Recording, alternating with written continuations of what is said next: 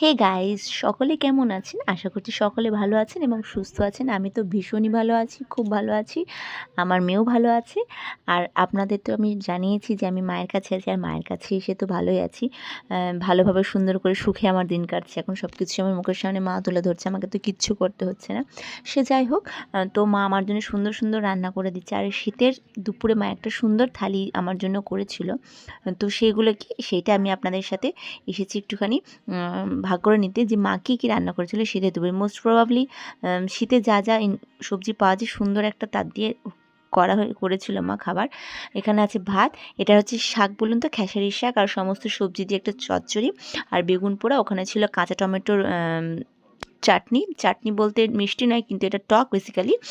আর ছিল দই ফুলকপি। তো সমস্ত প্রিপারেশনে মায়ের দারুণ হয়েছিল। আর আজকের থালিটা শীতের দুপুরে কেমন লাগলো অবশ্যই একটা কমেন্ট করে জানাবেন। ভালো লাগলে একটা লাইক করে দেবেন। টাটা।